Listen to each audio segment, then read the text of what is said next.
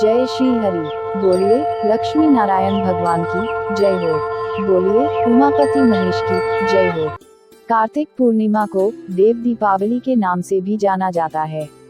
इसके अलावा कार्तिक पूर्णिमा को त्रिपुरारी पूर्णिमा के नाम से भी जाना जाता है। धर्म ग्रंथों के अनुसार इसी दिन भगवान शिव ने तारकाक्ष, कमलाक्ष व विद्युन्माली के त्रिपुरों का नाश किया था। त्रिपुरों का नाश करने के कारण ही भगवान शिव का एक नाम त्रिपुरारी भी प्रसिद्ध है। कार्तिक पूर्णिमा पर गंगा स्नान, दीपदान, होम, यज्ञ और ईश्वर की उपासना का विशेष महत्व है। इस दिन किए जाने वाले धार्मिक कार्य इस प्रकार हैं। पूर्णिमा के दिन प्रातःकाल जागकर व्रत का संकल्प लें और सूर्योदय से पहले यानी ब्रह्म मुहूर्त में उठकर स्नान कर लें। अगर पास में गंगा नदी मौजूद है तो वहां जाकर स्नान करें। भगवान विष्णु की विधि विधान पूजा करें। श्री विष्णु सहस्त्रनाम का पाठ करें। इस दिन चंद्रोदय पर शिवा, संभूति, संतति, प्रीति, अनुसूया और क्षमा इन 6 कृतिकाओं का पूजन अवश्य करना चाहिए। कार्तिक पूर्णिमा की रात्रि में व्रत करके बैल का दान करने से शिव पद प्राप्त होता है। गाय, हाथी, घोड़ा, रथ और घी आदि का दान करने से संपत्ति बढ़ती है। इस दिन भेड़ का दान करने से ग्रहयोग के कष्टों का नाश होता है।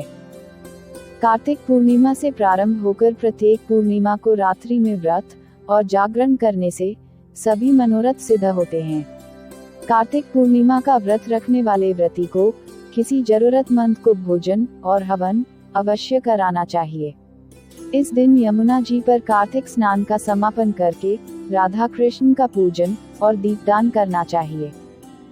तुलसी के पौधे पर भी दीपक जलाएं। कार्तिक पूर्णिमा व्रत कथा।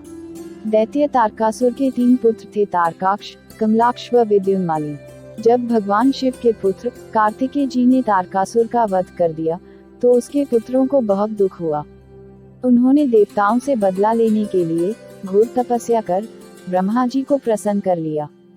जब ब्रह्मा जी प्रकट हुए तो उन्होंने अमर होने का वरदान मांगा, लेकिन ब्रह्मा जी ने उन्हें इसके अलावा कोई दूसरा वरदान मांगने के लिए कहा।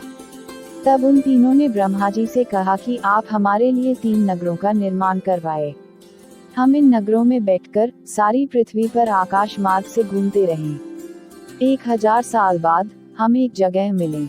उस समय जब हमारे तीनों पुर अर्थात नगर मिलकर एक हो जाएं, तो जो देवता उन्हें एक ही बाण से नष्ट कर सके वही हमारी मृत्यु का कारण हो। ब्रह्मा जी ने उन्हें ये वरदान दे दिया। ब्रह्मा जी का वरदान पाकर तारकाक्ष, कमलाक्ष व विद्युन्माली बहुत प्रसन्न हुए। ब्रह्मा जी के कहने पर मय दानव ने उनके लिए 3 नगरों का निर्माण किया। उनमें से एक सोने का, एक चांदी का व एक लोहे का था। सोने का नगर तारकाक्ष का था, चांदी का कमलाक्ष का व लोहे का विद्युन्माली का। अपने पराक्रम से इन तीनों ने तीनों लोकों पर अधिकार कर लिया। इन दैत्यों से घबराकर इंद्र आदि सभी देवता भगवान शंकर की शरण में गए। देवताओं की बात सुनकर भगवान शिव त्रिपुरों का नाश करने के लिए तैयार हो गए। विश्वकर्मा ने भगवान शिव के लिए एक दिव्य रथ का निर्माण किया। चंद्रमा व सूर्य उस रथ के पहिए बने। इंद्र, वरुण, यम और कुबेर आदि लोकपाल उस रथ के घोड़े बने। हिमालय धनुष बने और शेषनाग उसकी प्रत्यंचा। स्वयं भगवान विष्णु बाण तथा अग्निदेव उसकी नोक बने। उस दिव्य रथ पर सवार होकर जब भगवान शिव त्रिपुरों का नाश करने के लिए चले तो दैत्यों में हाहाकार मच गया। दैत्यों व देवताओं में भयंकर युद्ध छिड़ गया। जैसे ही त्रिपुर एक सीध में आए, भगवान शिव ने दिव्य बाण चलाकर उनका नाश कर दिया।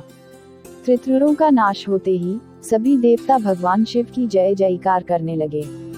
त्रिपुरों का अंत करने के कारण ही भगवान शिव को त्रिपुरारी भी कहते हैं। हर हर महादेव। बोलिए त्रिपुरारी भगवान की जय हो। बोलिए उमापति महेश की जय हो। जय श्री हरि। बोलिए लक्ष्मी नारायण भगवान की जय हो।